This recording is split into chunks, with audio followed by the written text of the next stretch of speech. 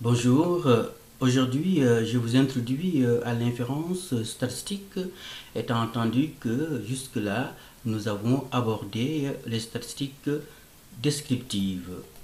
Grosso modo, il s'agira d'apprendre à inférer, généraliser les résultats d'un échantillon à la population dont est issu cet échantillon. Précisément, au sortir de la leçon d'aujourd'hui, vous serez en mesure de différencier un échantillon aléatoire d'un échantillon non aléatoire et de saisir les implications statistiques d'une telle différenciation, savoir ce qu'est une distribution d'échantillonnage et son intérêt en inférence statistique, comprendre la logique de l'estimation ponctuelle ou par intervalle de confiance d'une proportion ou d'une moyenne d'une population à partir d'une moyenne ou d'une proportion d'un échantillon. Et finalement, comprendre la logique des tests d'hypothèse, étant entendu que quelques remue-ménages et exercices éclairs nous aideront à consolider nos acquis. Revenons à notre sondage qui portait sur l'appui au gouvernement Legault, où essentiellement 80% des 1000 Québécois sondés approuvaient la gestion de la pandémie. En fait, il faut s'assurer que ce pourcentage, 80%, reflète bien le vrai pourcentage au niveau de la population québécoise dont est issu cet échantillon constitué de 1000 Québécois. Autrement dit, ce qui nous intéresse vraiment à travers ce sondage, ce n'est pas ce qui se passe dans l'échantillon, mais ultimement ce qui se passe dans l'ensemble de la population québécoise. Eh bien, c'est l'objet effectivement de l'inférence statistique, qui consiste donc à partir des informations obtenues au niveau de l'échantillon à inférer, généraliser ces informations à la population dont est issu cet échantillon.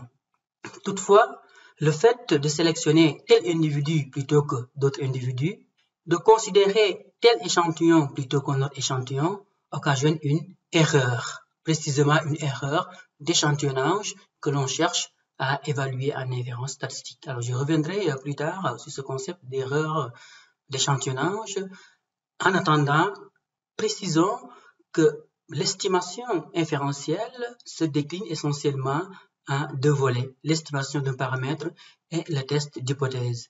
Dans le cas de l'estimation d'un paramètre, l'idée effectivement est de partir d'une statistique calculée sur des données d'échantillon de façon à estimer, connaître le paramètre d'une population étudiée. Et donc ici, on part du particulier au général, précisément d'une valeur empiriquement observée à une valeur théoriquement inconnue. En test de validation d'hypothèse, on procède autrement. Donc c'est un peu le contraire.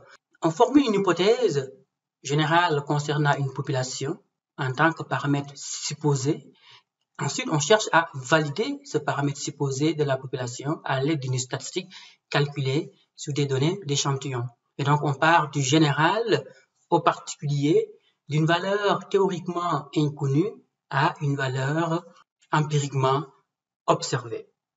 Puisque ce cours est axé essentiellement sur les tests d'hypothèse, on va les aborder au fur et à mesure des séances, alors j'aimerais parler assez rapidement de l'estimation d'un paramètre. Pour l'illustrer, on va partir d'un sondage réel qui a été effectué par Statistique Canada chez les jeunes Canadiens de la 5e à la 9e année. Alors ici, on s'intéresse essentiellement au tabagisme auprès d'un échantillon de 1500 enfants. Si la variable est qualitative, comme la proportion de fumeurs, eh bien, on peut connaître cette proportion. Par exemple, 13% des enfants de cet échantillon fument du tabac. Si la variable est quantitative, comme l'âge d'initiation chez les fumeurs, eh bien, on peut connaître l'âge moyen, en l'occurrence 11,3. Eh bien, ces valeurs, en l'occurrence 13% et 11,3 ans, parce qu'elles sont calculées sur des données d'échantillons, sont appelées statistiques. Dans bien des cas, on ne se contente pas de la simple description des caractéristiques de l'échantillon. Disons que c'est la première étape. Mais par la suite, on cherche souvent à savoir si effectivement ces statistiques reflètent les vraies valeurs au niveau de la population. Autrement dit, est-ce que les statistiques de l'échantillon correspondent aux paramètres de la population? Évidemment, en voulant estimer le paramètre d'une population à partir d'une statistique de l'échantillon, nous commettons une erreur. En fait, nous pouvons nous tromper. Pourquoi? Parce qu'effectivement, l'étude porte essentiellement sur un échantillon, soit une portion d'une population. De telle sorte que, tout naturellement, il y aura un écart entre les statistiques de l'échantillon et les paramètres de la population. Eh bien, on peut faire l'analogie avec l'image que l'on tente d'agrandir. En l'occurrence, plus on agrandit une image numérique, eh bien, plus la photo devient imprécise. Donc, plus l'image devient moins nette, floue. Et de la même façon, plus on tente de généraliser les résultats d'un échantillon à la population, plus on perd en précision. Et bien, justement, cette imprécision, cet écart entre les statistiques et les paramètres qu'on appelle erreur d'échantillonnage ou marge d'erreur que l'on cherche précisément à estimer, à mettre en évidence en inférence statistique. En particulier, une estimation de paramètres dont le but est de savoir dans quelle mesure la proportion 13% et la moyenne 11,3 ans reflètent la vraie proportion ou la vraie moyenne qui serait obtenue si l'étude portait sur l'ensemble de la population canadienne. Et donc, pour que l'inférence statistique soit fiable, il faut satisfaire au moins à deux conditions. La première condition réfère à la taille de l'échantillon. Alors, les statisticiens ne s'entendent pas beaucoup sur cette question. Pour certains, il faut minimalement 30 cas. Pour d'autres, 50 cas. Pour d'autres encore, 100 cas. Mais ce qu'il faut savoir, c'est que lorsqu'on veut procéder à l'inférence statistique, en aucun cas, on ne peut utiliser un échantillon dont la taille est inférieure à 30. Donc, il faut minimalement 30 cas pour pouvoir procéder à l'inférence statistique. Pourquoi? Parce que les caractéristiques de l'échantillon se rapprochent d'autant plus de celles de la population que la taille de l'échantillon est grande. C'est ce qu'on appelle la loi des grands nombres. Autrement dit, plus la taille de l'échantillon est grande, plus les caractéristiques de l'échantillon vont être similaires à celles de la population. Et par rapport à l'analogie de l'image numérique, vous savez qu'une image numérique est constituée de pixels. Alors, plus le nombre de pixels d'une image numérique est important, eh bien, plus l'agrandissement sera plus fiable, c'est-à-dire moins imprécis. Mais de la même façon, plus la taille de l'échantillon est grande, plus la généralisation des résultats de l'échantillon à la population sera fiable et donc moins imprécise.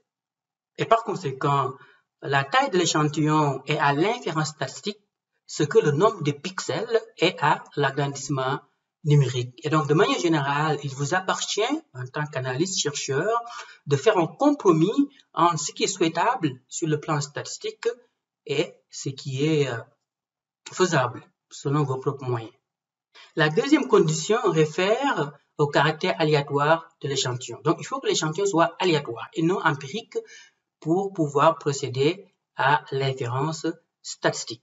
Dans le cas d'un échantillon aléatoire ou probabiliste, les individus de l'échantillon sont choisis au hasard, au sens statistique du terme. Autrement dit, les individus sont tirés au sort à partir d'une base de sondage, de telle sorte que, dans le cas d'un échantillon aléatoire, chaque individu a une même chance de faire partie de l'échantillon.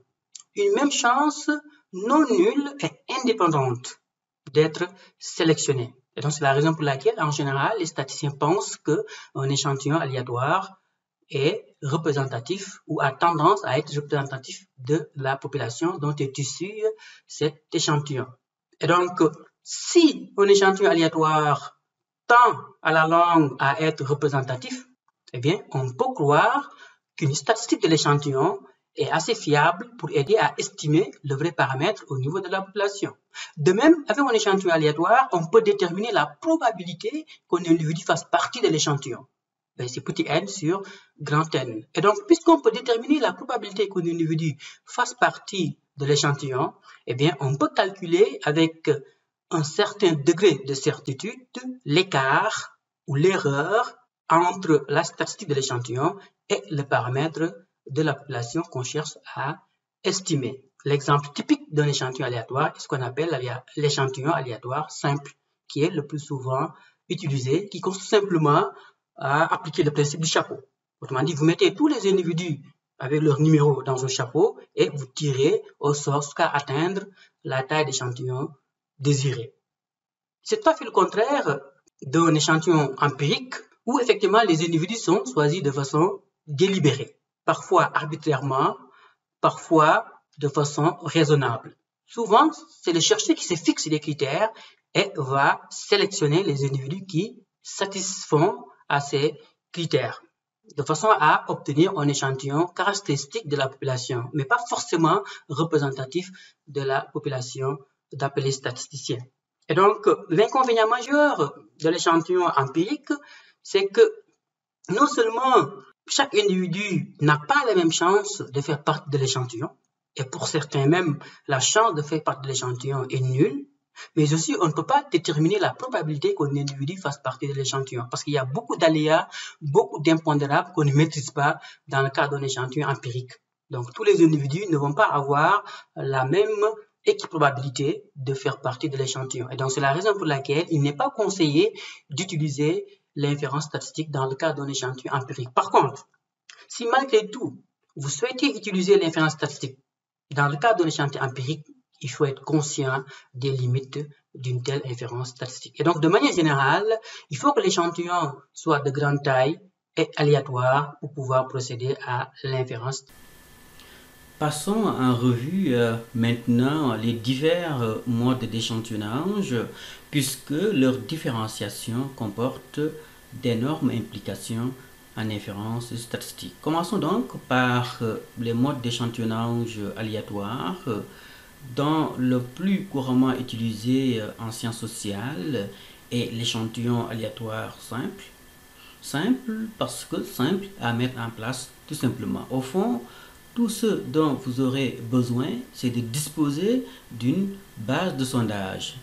Précisément, la liste numérotée et exhaustive de tous les individus constituant la population. Et donc ici, très important de définir votre population, votre unité d'analyse précisément, puisque c'est en fonction de cela qu'on va identifier la base de sondage. Une fois que vous avez fini d'obtenir une base de sondage, eh bien, vous tirez au sort à partir d'un générateur de nombres aléatoires jusqu'à atteindre la taille d'échantillon désirée. C'est le principe du chapeau.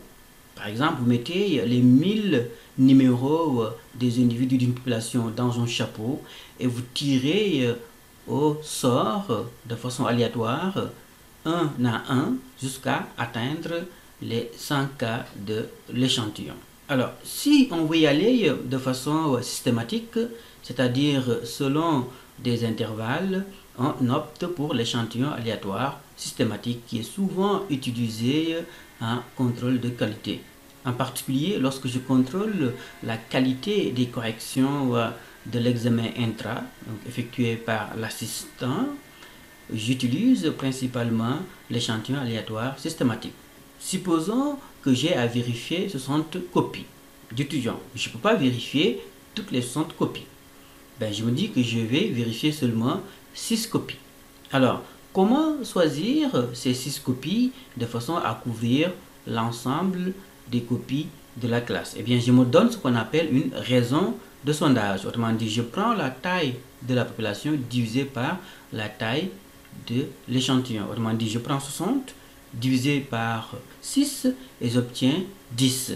Et par conséquent, ici, la raison de sondage est égale à 10. Ce qui signifie que je choisis les copies à chaque intervalle de 10.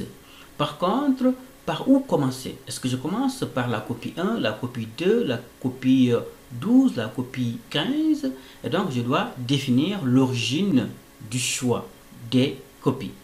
Eh bien, cette origine doit être choisie de façon aléatoire entre 1 et la raison de sondage. Donc, entre 1 et 10. Donc, choisissez au hasard un numéro de copie entre 1 et 10. Question. Réponse. Supposons qu'on choisisse la copie numéro 5. Donc, ce sera le premier choix. Ensuite, vous ajoutez un intervalle de 10, on obtient la copie numéro 15. Un autre intervalle de 10, copie 25, 35, 45, 55, jusqu'à atteindre les 6 copies devant constituer l'échantillon. Si on avait choisi au hasard, par exemple, la copie numéro 2, donc on aurait 2, 22, 32, 42 et 52. Voilà ce qui est l'échantillonnage aléatoire systématique qui est par ailleurs fréquemment utilisé dans les milieux de l'industrie lorsqu'il s'agit de procéder au contrôle de la qualité des produits. Par exemple, je me mets le long d'une chaîne de production et je soumets au contrôle systématique chaque dixième de produit fabriqué ou chaque vingtième de produit fabriqué. Et donc, on voit bien que l'échantillon aléatoire systématique présente un avantage comparativement à l'échantillon aléatoire simple, puisqu'il permet de couvrir l'ensemble des individus d'une population en y allant par intervalle. Par contre, l'échantillon aléatoire, qu'il soit simple ou systématique, présente un inconvénient majeur. C'est que le hasard de l'échantillonnage peut faire de telle sorte qu'on obtienne un échantillon qui ne reflèterait pas la population étudiée. Alors, pour le démontrer, supposons qu'on s'intéresse aux inégalités salariales selon le genre et que, en l'occurrence, la population étudiée est de 1000. Donc, grand N est égal à 1000. Et de cette population constituée de 1000 individus, on veut tirer ou obtenir un échantillon aléatoire de 100 cas. Alors, on va représenter les données de cette façon. Donc, on a femme, homme. Alors, ici, on a grand N comme étant la population. Alors, supposons que la population soit constituée de 550 femmes. Donc, 55% de femmes. Et de 450 d'hommes. Donc, 450% d'hommes. Alors, on veut sélectionner un échantillon petit n de cette population. Est-ce que le hasard de l'échantillonnage peut faire de telle sorte qu'on obtienne, par exemple, 30 femmes et 70 hommes? Oui ou non? Ben oui, le caractère aléatoire de l'échantillonnage peut faire de telle sorte qu'on obtienne plus d'hommes que de femmes. On obtiendrait ainsi un échantillon qui ne reflèterait pas la distribution au niveau de la population. Donc ainsi, on obtiendrait un échantillon déséquilibré par rapport à la population. Évidemment, on peut a posteriori appliquer une technique de pondération de façon à accorder plus de poids aux femmes et ainsi redresser, mais les techniques de pondération ne permettent pas de mettre à plat les déséquilibres entre l'échantillon et la population. Pour faire face à cette situation, on peut utiliser a priori l'échantillon stratifié, qui consiste à définir des strates, les strates étant des groupes homogènes comportant souvent une dimension sociologique, et ensuite à procéder à un tirage aléatoire à l'intérieur de ces strates. Revenons à notre étude sur les disparités salariales selon le sexe. Ici, le sexe définit les strates hommes et femmes, à l'intérieur desquelles on va choisir de façon aléatoire les individus. Et justement, pour sélectionner ces 100 individus, de deux choses l'une. Soit on se dit qu'on va obtenir la même proportion que celle de la population, autrement dit 55% de femmes et 45% d'hommes, Ou bien on se dit, ce qui est de N2, qu'on va obtenir 50% d'hommes et 50% de femmes, peu importe la structure de la population. Selon vous, lequel des deux échantillons réfère à ce qu'on appelle un échantillon proportionnel? Est-ce que N1 ou N2? Question. Donc ici, N1 est appelé échantillon proportionnel. Pourquoi? Parce que les proportions de l'échantillon 1 sont similaires à celles de la population. Et par conséquent, la proportionnalité, c'est par rapport aux proportions de la population. Donc il suffit que l'échantillon ait les mêmes proportions que celles de la population pour caractériser cet échantillon d'échantillon proportionnel. Alors qu'ici, l'échantillon 2 est un échantillon non proportionnel, puisque les proportions de l'échantillon 2 sont différentes de celles de la population, même si on a autant de femmes que d'hommes qui sont sélectionnés dans cet échantillon 2. Et donc faites très attention par rapport à la différenciation échantillon proportionnel et échantillon non proportionnel. Il existe un autre échantillon similaire à l'échantillon stratifié qu'on appelle échantillon en grappe.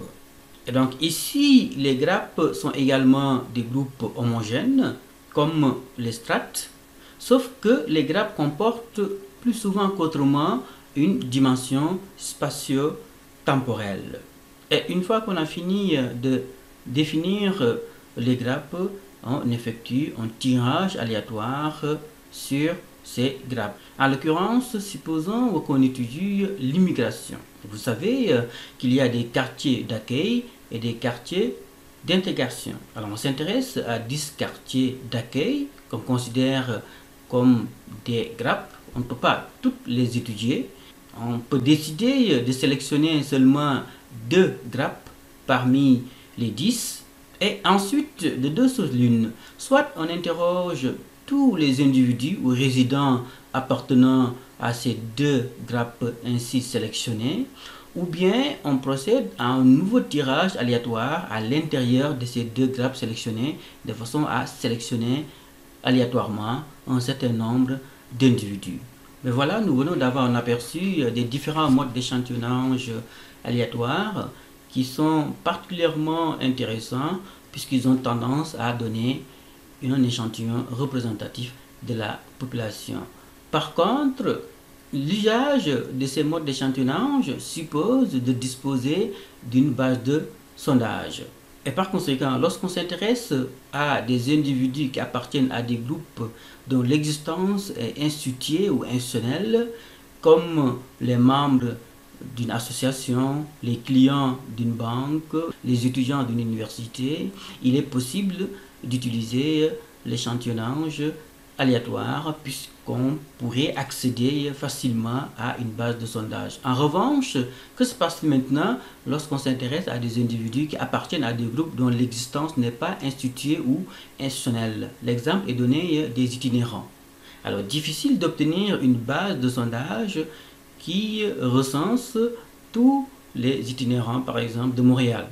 Dans ce genre de situation où effectivement il n'y a pas de base de sondage, on peut utiliser ce qu'on appelle l'échantillon non aléatoire ou empirique, dont le plus couramment utilisé est ce qu'on appelle l'échantillon par quota.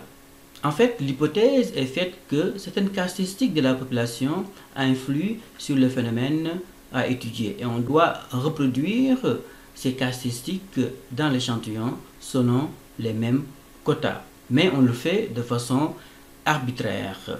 Par exemple, si nous revenons à l'étude sur les disparités salariales selon le sexe, je peux définir des quotas de 50 femmes et des quotas de 50 hommes et sélectionner les individus à ma convenance en notant que j'atteigne les quotas qui ont été fixés. Mais vous aurez compris qu'une telle façon de faire donne plutôt un échantillon de convenance qui ne serait pas représentatif de la population. Alors c'est la raison pour laquelle il est souvent conseillé de trianguler, combiner l'échantillon par quota avec d'autres types d'échantillonnage, par exemple l'échantillon typique.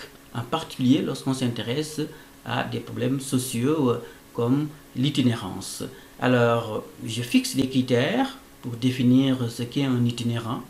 Alors, je peux avancer qu'un itinérant, c'est quelqu'un qui n'a pas de toit. Un itinérant, c'est quelqu'un que je vais rencontrer dans la rue en train de mendier. Et je vais à la recherche des individus qui satisfont à ces critères de façon à obtenir des cas types, des cas typiques du phénomène de l'itinérance. Ben voilà ce qu'on appelle échantillon typique. On peut plutôt opter pour l'échantillon de volontaires, en particulier lorsqu'on s'intéresse à des phénomènes tabous, ou des phénomènes de déviance comme la prostitution, où effectivement les individus sont stigmatisés. Comment? En mettant en ligne un questionnaire et en invitant des volontaires d'y répondre, de façon à obtenir un échantillon spontané ou de volontaire. Je peux également y aller de façon accidentelle, en particulier lorsque je m'intéresse à des phénomènes à caractère public, comme l'usage du transport intra-urbain. Comment? Je définis un itinéraire ou un trajet, par exemple l'itinéraire de la 121, et j'interroge tous les individus que j'aurais rencontrés le long de cet itinéraire. Ou je peux y aller de façon plus systématique. À chaque arrêt de la 161, j'interroge un individu. Ce qu'on appelle un échantillon accidentel, les individus étant sélectionnés au gré des circonstances qu'on aura définies. Et finalement, je peux opter pour un échantillon boule de neige, en particulier lorsque je m'intéresse à des phénomènes à caractère relationnel, comme l'usage des médias sociaux. Donc j'identifie un premier cas, un cas qui est très actif dans les réseaux sociaux, et j'interroge tous les individus qui gravitent autour du premier choix, de façon à obtenir un effet boule de neige. Mais voilà ce que sont les modes d'échantillon empiriques qui sont particulièrement appropriés en l'absence d'une base de sondage. Par contre, pour illustrer leurs inconvénients, supposons qu'on s'intéresse à la fréquentation des cinémas. Je me mets au niveau de la porte du cinéma Quartier Latin et j'interroge les individus que j'aurais rencontrés accidentellement au niveau de la porte. Selon vous, est-ce qu'ainsi j'obtiens un échantillon aléatoire, c'est-à-dire probabiliste, ou bien un échantillon non aléatoire, c'est-à-dire empirique? Question. Réponse, j'obtiens ainsi un échantillon non aléatoire. Pourquoi? Parce que la fréquentation de ce cinéma en ce moment dépend de la situation socio-professionnelle, de la situation familiale. En particulier, les individus qui ne travaillent pas présentement ou bien qui sont au foyer sont plus susceptibles en ce moment d'être rencontrés au niveau du cinéma Quartier Latin. Et par conséquent, tous les individus de l'appellation n'ont pas la même chance de faire partie de l'échantillon en ce moment. Et pour nous en particulier, la chance de faire partie de cet échantillon est nulle. Et pour ces raisons, l'échantillon non aléatoire n'autorise pas l'usage de l'inférence statistique. Pourquoi? Parce qu'il donne un échantillon qui ne serait pas représentatif de la population. C'est tout à fait le contraire de l'échantillon aléatoire qui, effectivement, à la langue, donne un échantillon représentatif de la population. Pourquoi? Parce que tous les individus ont une même chance de faire partie de l'échantillon. Une chance qui est non nulle, mais aussi indépendante. Autrement dit, le choix d'un individu ne dépend pas d'un autre individu. De telle sorte que si l'échantillon aléatoire a tendance à être représentatif de la population, c'est qu'on peut avoir confiance en la statistique de l'échantillon pour estimer le paramètre de la population. Ça, c'est un. Deux, avec l'échantillon aléatoire, il est possible de calculer la probabilité qu'un individu fasse partie de l'échantillon. Et si on peut calculer la probabilité qu'un individu fasse partie de l'échantillon, c'est qu'on peut déterminer également l'erreur qui est associée au fait d'étudier tel échantillon plutôt que tel autre échantillon. Précisément, on peut déterminer avec une certaine probabilité connue l'écart entre une statistique de l'échantillon et le paramètre de la population. Bref, lorsque l'échantillon est aléatoire, il est possible d'estimer le paramètre d'une population à partir d'une statistique de l'échantillon, et ce, en toute confiance. Revenons à notre sondage qui portait sur 1500 enfants canadiens et qui montrait que 13% de ces enfants fument du tabac. On peut croire que la statistique 13% reflète le vrai paramètre de la population et avancer par conséquent que 13% en fait concerne toute la population canadienne. Mais pour avoir confiance en cette statistique comme reflétant le vrai paramètre au niveau de la population, il faut satisfaire les deux conditions que nous venons de voir tout à l'heure. Il faut que l'échantillon soit aléatoire, ce qui est le cas, la taille de l'échantillon soit grande, ce qui est le cas ici. Et par conséquent, on peut avoir confiance en ce qu'on appelle cette estimation ponctuelle. Donc, qui ont tout simplement à se référer à la statistique de l'échantillon pour la généraliser à l'ensemble de la population. Mais il y a un problème avec l'estimation ponctuelle. C'est qu'elle postule qu'il y a une égalité ici entre la proportion au niveau de l'échantillon, 13%, et la vraie proportion au niveau de la population. Or, l'égalité est rarement vraie. Au niveau de toute la population canadienne, certainement, la vraie proportion peut être supérieure à 13% ou inférieure à 13%. Et donc, lorsqu'on cherche effectivement à mettre en évidence les deux valeurs qui encadrent un paramètre recherché au niveau de la population, on fait de l'estimation par intervalle de confiance. En l'occurrence, ici, on aurait pu avancer que la population de jeunes fumeurs de la 5e à la 9e année, chez les Canadiens, c'est l'ensemble des Canadiens, est de 13%, avec une marge d'erreur de plus ou moins 2%. Ben, 13 plus ou moins 2, c'est entre 11% et 15%. Voilà ce qui est un peu plus précis, puisqu'on intègre ici l'idée d'erreur. Le niveau de confiance étant fixé ici à 95%, précisément 95 fois sur 100. Mais d'où vient 95% au niveau de confiance? Et surtout, comment calculer la marge d'erreur qui permet d'obtenir l'intervalle de confiance? Pour répondre à cette question, les statisticiens ont forgé un concept novateur, le concept de distribution d'échantillonnage. Eh bien, jusque-là, nous savons ce qu'est une distribution d'une population. C'est la façon dont les scores sont distribués dans une population et ça donne un paramètre. Une distribution d'échantillon, ben, c'est la façon dont les scores sont distribués dans un échantillon et ça donne une statistique. Ce qui est nouveau pour nous, à date, c'est le concept de distribution d'échantillonnage.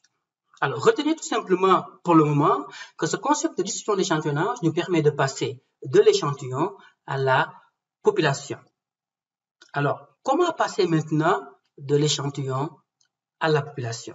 Eh bien, c'est l'une des questions les plus complexes en statistique. Et si vous la maîtrisez, cette question, eh bien, vous maîtrisez l'essentiel des statistiques. Parce que l'essentiel des statistiques repose pratiquement sur le concept de distribution d'échantillonnage. En tout cas, l'essentiel des statistiques inférentielles. Pour illustrer le concept de distribution d'échantillonnage, alors on va partir d'une situation très simple. Supposons qu'on ait une population constituée de 3 individus, A, B, C, avec le score respectif, 1, 2, 3. Supposons maintenant qu'on tire un échantillon aléatoire, constitué de 2 individus. Et supposons qu'on tombe sur l'échantillon AB. Donc, le caractère aléatoire de l'échantillonnage a fait de telle sorte qu'on tombe sur cet échantillon AB. Mais on aurait pu tomber sur l'échantillon AC comme sur l'échantillon BC. Eh bien, tous ces 3 échantillons possibles, c'est ce qu'on appelle une distribution d'échantillons. Autrement dit, la façon dont ces 3 échantillons possibles sont distribués, eh bien, c'est ce qu'on appelle distribution d'échantillonnage. Remarquez avec moi que nous venons de passer de l'échantillon qui a été observé à la population dont est issu cet échantillon observé. C'est qu'on va imaginer tout simplement reproduire tous les échantillons qu'il est possible de former dans une population donnée et voir comment se comportent ces distributions. On va assez rapidement essayer d'appliquer ce raisonnement assez simple à une situation plus complexe mais concrète de façon à en déduire ce qu'on appelle le théorème central limite. Donc, on revient à notre problème de départ. Donc, on s'intéresse ici aux fumeurs. Donc, nous savons qu'on a 195 fumeurs dans un échantillon constitué de 1500 jeunes Canadiens. Et donc, parmi ces 195 fumeurs, quel est l'âge d'initiation en moyenne? Et donc, le hasard de l'échantillonnage a fait de telle sorte qu'on soit tombé sur un échantillon qui donne un âge moyen d'initiation de 11,3 ans. Autrement dit, les enfants de l'échantillon qui a été observé s'initient à la cigarette autour de 11,3 ans. Donc, c'est l'âge moyen d'initiation à la cigarette. Et ça, c'est la moyenne qui a été obtenue auprès de l'échantillon qui a été constitué. Mais on aurait pu tomber sur notre échantillon qui nous donne une moyenne de 11 ou un autre échantillon qui donne une moyenne de 12, encore et encore. Eh bien, l'ensemble de ces moyennes d'échantillons possibles, c'est ce qu'on appelle distribution d'échantillonnage, tout simplement. Donc, la façon dont toutes ces moyennes d'échantillons sont distribuées, c'est ce qu'on appelle distribution d'échantillonnage. Ce qui est intéressant avec ce concept, c'est que si vous calculez la moyenne de toutes ces moyennes d'échantillons possibles, vous allez retrouver la moyenne de la population étudiée ici. Alors, essayons maintenant d'illustrer visuellement la distribution d'échantillonnage des moyennes d'échantillons possibles. En l'occurrence, d'après l'échantillon qui a été constitué, la moyenne est de 11,3 ans. Donc, l'âge moyen d'initiation à la cigarette. Donc, ça, c'est la moyenne qui a été observée au niveau de l'échantillon qui a été obtenu. Posons-nous la question de savoir, et si on devait répéter l'expérience de sélection de l'échantillon 100 fois, ou presque à l'infini? Et donc, on pourrait se retrouver avec un échantillon qui a telle moyenne, un autre échantillon qui a telle autre moyenne. Ce qui est sûr, c'est que la plupart des échantillons auraient des moyennes très proches de la moyenne qui a été observée, aussi longtemps que l'échantillon est aléatoire et de grande taille.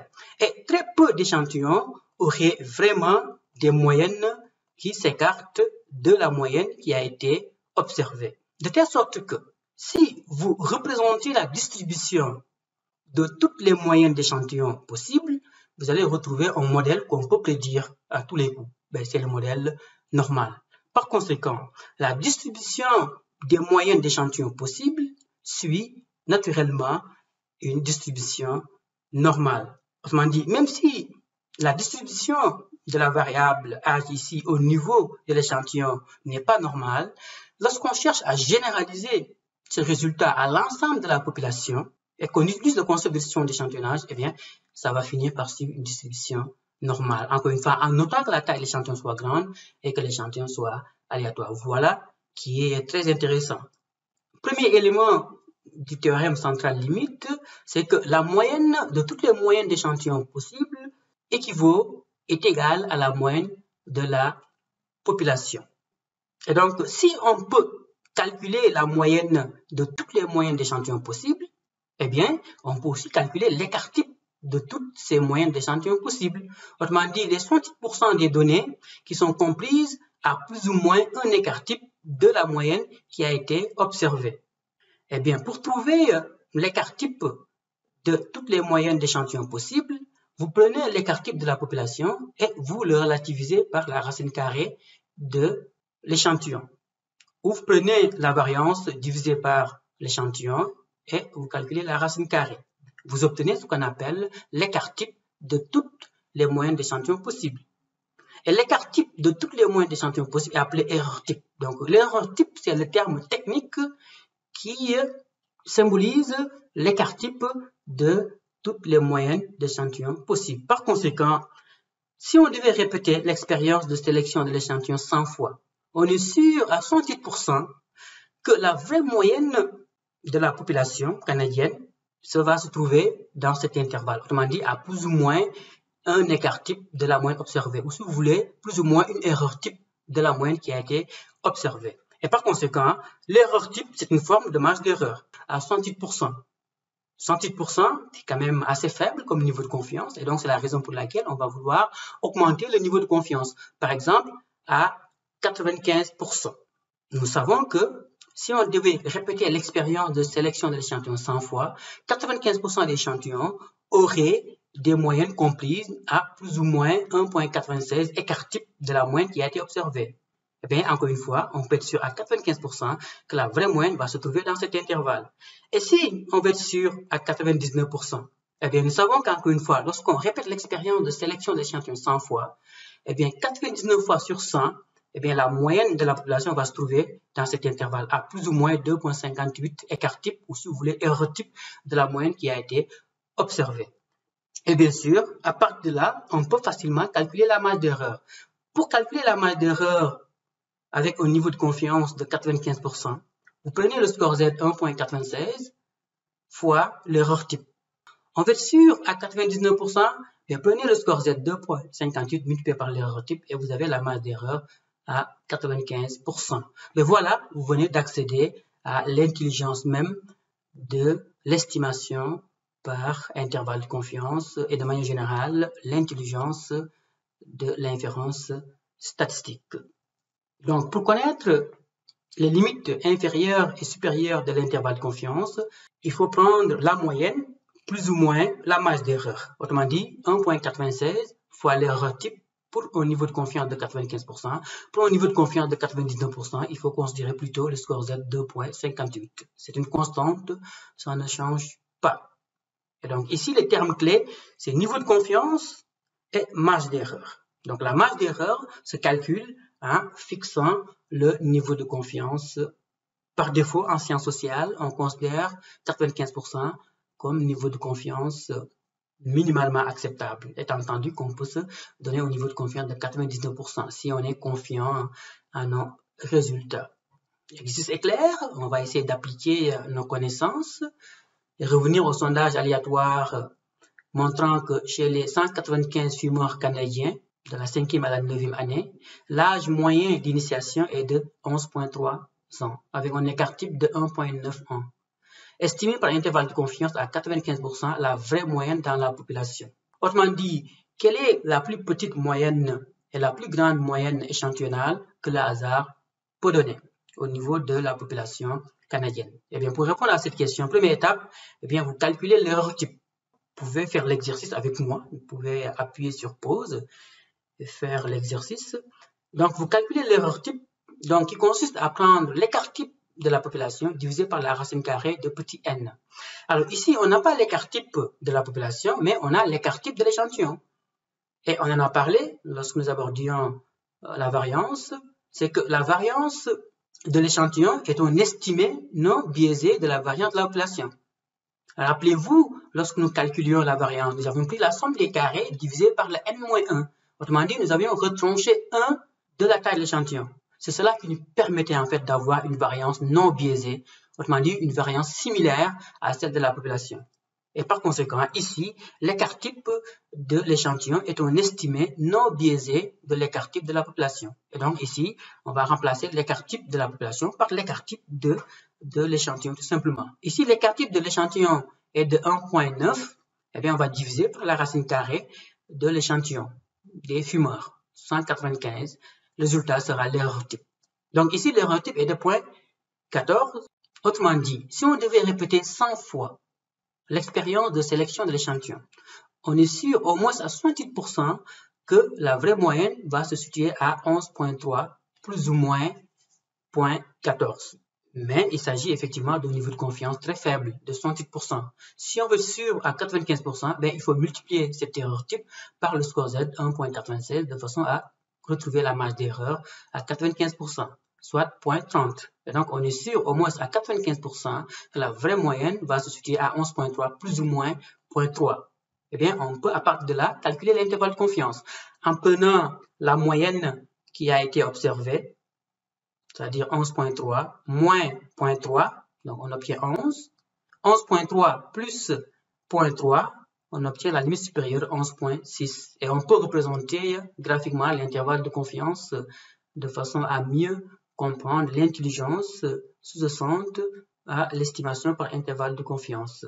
En l'occurrence, on est sûr au moins à 95% que l'âge moyen d'initiation de la population jeune étudiée se situe entre 11 et 11,6 ans. Vous aurez compris que interpréter la marge d'erreur, c'est aussi interpréter l'intervalle de confiance. Alors, généralement, dans les médias, on préfère rapporter la marge d'erreur, contrairement dans les milieux académiques où on préfère surtout rapporter l'intervalle de confiance. Mais la marge d'erreur et l'intervalle de confiance donnent la même information sur une base différente, tout simplement. Qu'en est-il maintenant lorsqu'on s'intéresse à une variable qualitative comme la proportion de fumeurs chez les jeunes étudiés, en l'occurrence nos 1500 jeunes de départ? Le caractère aléatoire de l'échantillonnage a fait de telle sorte qu'on tombe sur un échantillon de 1500 jeunes qui donne une proportion de fumeurs de 13%. Mais on aurait pu tomber sur notre échantillon qui donne une proportion de 14%. Encore. La façon dont sont distribuées toutes ces proportions d'échantillons possibles, c'est ce qu'on appelle distribution d'échantillonnage. Encore une fois, ce qui est intéressant, c'est que la moyenne de toutes ces proportions d'échantillons possibles sera toujours égale à la proportion de la population, pi. Alors, on va illustrer assez rapidement, comme tout à l'heure, la distribution d'échantillonnage de la proportion observée, donc qui est ici de 13%. Donc, d'après l'échantillon qui a été obtenu, 13% de jeunes s'adonnent à la consommation de cigarettes. Mais si on devait répéter l'expérience de sélection de l'échantillon 100 fois, eh bien, la plupart des échantillons auraient une proportion qui se rapproche de la proportion qui a été observée, et très peu d'échantillons auraient vraiment des proportions qui s'écartent nettement de la proportion qui a été observée. De telle sorte que la distribution de toutes les proportions d'échantillons possibles va suivre nécessairement une distribution normale. En notant encore une fois que la taille de l'échantillon soit grande et que l'échantillon soit aléatoire. Et donc, il est possible, encore une fois, de calculer la moyenne de toutes les proportions possibles. Elle sera toujours égale à la proportion de la population pi. Et encore une fois, si on peut calculer la moyenne de toutes les proportions d'échantillons possibles, c'est qu'on peut calculer aussi l'écart type de ces proportions d'échantillons. Autrement dit, les 60% des données qui sont comprises à plus ou moins un écart type, ou si vous voulez, une erreur type de la proportion qui a été observée. Et vous avez la formule devant vous. Donc, prenez P. P, c'est la proportion à estimer, ici 13%, multiplié par Q. Q, c'est le complément de P pour obtenir 100. Donc, 100 moins P, ce qu'on appelle Q. Donc, ici, P, c'est 13%. Q, c'est le complément pour donner 100%, autrement dit, 87. On voit bien que le calcul de l'erreur type d'une proportion est similaire à celui de l'erreur type d'une moyenne. Donc, toute erreur type se calcule en prenant la variance divisée par n, la racine carrée du tout. Ici, la variance, dans le cas d'une proportion, est symbolisée par PQ. Donc, PQ symbolise la variance, tout simplement, lorsque vous avez une variable qualitative dichotomique en l'occurrence. Donc, si on devait répéter l'expérience de sélection d'échantillons 100 fois, on est sûr à 68% que la vraie proportion au niveau de la population va se trouver dans cet intervalle. Autrement dit, à plus ou moins un écart type ou une erreur type de la proportion qui a été observée.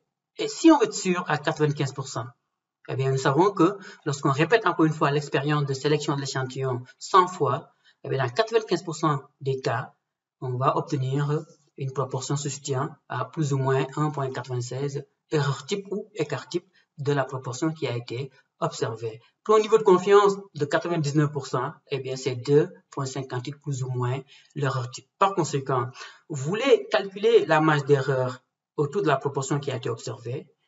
Avec un niveau de confiance de 95%, mais prenez encore une fois 1,96 plus ou moins l'erreur type. Pour un niveau de confiance de 99%, c'est 2,58 plus ou moins l'erreur type. Mais voilà un peu l'intelligence qui sous-tend l'estimation par intervalle de confiance d'une proportion. C'est la même que celle pour une moyenne. Tout ce qu'il faut savoir, c'est qu'effectivement, le P, c'est la proportion à estimer, Q, c'est le complément pour obtenir le maximum. Donc, la formule est similaire à celle de l'estimation de l'intervalle de confiance d'une moyenne. Tout ce qui change, c'est la façon dont on calcule l'erreur type. L'erreur type étant la racine carrée de PQ divisée par N. Revenons à notre sondage qui effectivement révélait que 13% des 1500 jeunes sondés fument du tabac.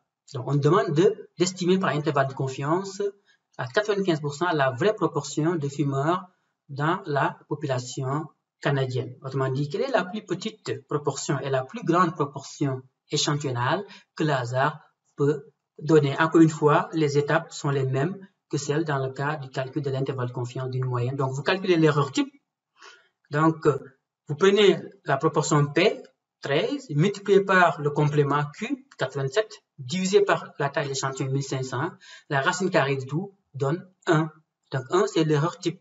Comment l'interpréter? Encore une fois, si on devait répéter l'expérience de sélection de l'échantillon 100 fois, on est sûr à 108% que la vraie proportion de fumeurs va se situer à 13% plus ou moins 1, ce qui est faible comme niveau de confiance. On veut être sûr à 95%, et bien on va multiplier 1.96 à l'erreur type pour obtenir 2.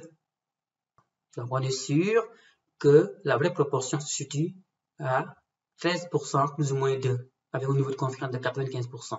Bien, si vous prenez la marge d'erreur plus ou moins la proportion 13, bien, vous obtenez l'intervalle de confiance. Donc, 13 moins 2, 11. 13 plus 2, 15. Eh bien, vous avez la plus petite proportion échantillonnale et la plus grande proportion échantillonnale que le hasard peut donner. Par conséquent, on est sûr au moins à 95% que la proportion de fumeurs au niveau de toute la population jeune étudiée se situe entre 11 et 15%. Nous venons d'apprendre à calculer la masse d'erreur d'une proportion ou d'une moyenne. En fait, la masse d'erreur varie en particulier selon la taille de l'échantillon. Alors, pour le vérifier, supposons qu'on obtienne un échantillon de faible taille, autour par exemple de 10. On a tendance effectivement à obtenir cette distribution d'échantillonnage. Autrement dit, une distribution platykurtique. Donc, clairement ici, la marge d'erreur serait plus grande, donnant ainsi une estimation moins précise de la marge d'erreur et donc de l'intervalle de confiance. Que se passe-t-il maintenant lorsque la taille de l'échantillon est grande, par exemple supérieure à 1000 K? Eh bien, on a tendance effectivement à obtenir cette distribution d'échantillonnage qui est leptokurtique. Donc ici, la marge d'erreur serait plus faible, donnant ainsi une estimation plus précise de l'intervalle de confiance. Et par conséquent, dans le cas d'un échantillon de faible taille, on obtient une forte variabilité de la distribution d'échantillonnage, alors que dans le cas d'un échantillon de grande taille, la variabilité de la distribution d'échantillonnage est plus faible. Et c'est ce qu'on veut. Cela va donner une marge d'erreur plus faible. De même, le niveau de confiance affecte la marge d'erreur. En particulier, supposons qu'on obtienne cette distribution d'échantillonnage et qu'on a comme niveau de confiance, par exemple, 80. Et donc ici, clairement, on obtient une marge d'erreur plus petite. Mais on a moins de chances que le paramètre de la population se situe dans cet intervalle. Que se passe-t-il maintenant lorsqu'on augmente le niveau de confiance à 99,9%? Donc on a 99,9,9. Eh bien, on obtient une marge d'erreur qui est énorme, même si les chances que l'intervalle de confiance contienne le vrai paramètre sont élevés. Donc ici, on est en présence de deux situations extrêmes qui ne sont pas forcément désirées. Et donc c'est la raison pour laquelle on va se contenter d'un niveau de confiance plus modéré, autour de 95%, qui va être un juste compromis entre la nécessité d'obtenir une marge d'erreur faible et d'augmenter les chances que l'intervalle de confiance contienne le vrai paramètre de la population. Et par conséquent, on voit bien que la taille de l'échantillon a un effet important sur l'estimation d'un paramètre, mais aussi le caractère aléatoire d'un échantillon. Et bien, ces deux facteurs influent sur l'estimation, précisément le calcul de la marge d'erreur en termes de biais, consistance et efficacité. Alors assez rapidement, essayons ensemble d'expliquer ces trois concepts statistiques et ce de façon visuelle. Alors, un estimé est une statistique qui aide à connaître le paramètre de la population. Et donc quand je parle d'estimer, je fais référence à une statistique d'un échantillon. En l'occurrence, lorsque l'estimé d'un échantillon correspond aux paramètres d'une population, on obtient ce qu'on appelle un estimé non biaisé. Par contre, lorsque l'estimé d'un échantillon diffère assez nettement du vrai paramètre de la population, on parle d'estimé biaisé. Alors, laquelle des deux situations est meilleure statistiquement parlant? Question. Réponse, évidemment, un estimé non biaisé est certainement meilleur qu'un estimé biaisé. Par contre, la consistance d'un estimé est en lien avec la taille de l'échantillon. En l'occurrence, lorsque la taille de l'échantillon est grande, on a tendance à obtenir une distribution leptokurtique. De telle sorte que, ici, la variabilité de la distribution d'échantillonnage serait faible. On parle d'estimé consistant. En revanche, lorsque la taille de l'échantillon est plutôt faible, on a tendance à obtenir cette distribution platykurtique. Autrement dit, une distribution d'échantillonnage comportant une forte variabilité. Et donc, l'estimé serait peu consistant. Et donc, la consistance, c'est par rapport à la variabilité de la distribution d'échantillonnage et c'est en lien avec la taille de l'échantillon. Plus la taille de l'échantillon est grande, plus la consistance est importante. Alors, laquelle des deux situations est meilleure? Estimé consistant ou estimé peu consistant? Question. Eh bien, certainement, on va plutôt obtenir un estimé consistant. Et finalement, vous avez ici deux situations. La première situation, c'est celle où effectivement on a un estimé peu consistant, mais non biaisé. Et la deuxième situation, un estimé biaisé, par contre, consistant. Donc, laquelle des deux situations, efficacité relative A ou efficacité relative B, est meilleure statistiquement parlant? Étant entendu que la première réponse qui nous vient n'est pas forcément la meilleure. Et raisonner en termes statistiques pour répondre à cette question. Réponse, l'efficacité relative B est meilleure comparativement à l'efficacité relative A.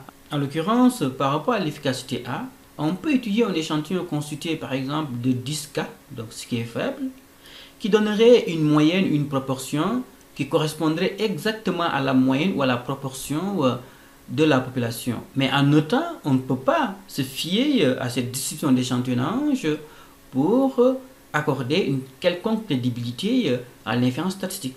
Et par conséquent, avec cette situation, eh bien, la loi normale ne pourrait pas être appliquée puisqu'ici la distribution est platykurtique. En revanche, pour ce qui est de l'efficacité relative B, la distribution étant leptokurtique, eh bien ici on a une faible variabilité et par conséquent la loi normale peut s'appliquer à une telle situation. Étant entendu que le fait d'avoir un estimé biaisé est moins important que la consistance. Et par conséquent, la consistance est certainement la propriété la plus désirable. Vous voulez obtenir une inférence statistique fiable, augmentez tout simplement la taille de l'échantillon. Étant entendu que pour obtenir un estimé non biaisé, on a intérêt plutôt à sélectionner un échantillon aléatoire. Nous venons donc de procéder à la description statistique et à l'analyse inférentielle. De manière générale, si les statistiques descriptives sont plus fondamentales que les statistiques inférentielles, parce qu'il faut d'abord résumer les données, les traduire en informations avant de chercher à généraliser ces informations à la population dont est issu l'échantillon. En revanche, les statistiques inférentielles constituent la finalité, puisque ce qui nous intéresse vraiment, ce qui intéresse les chercheurs dans la plupart des cas, c'est ce qui se passe dans l'ensemble de la population à travers l'échantillon qui est observé. Bien sûr, la description statistique et l'inférence statistique ne se limitent pas à la simple analyse d'une variable, elle concerne aussi la mise en relation de deux variables ou plus.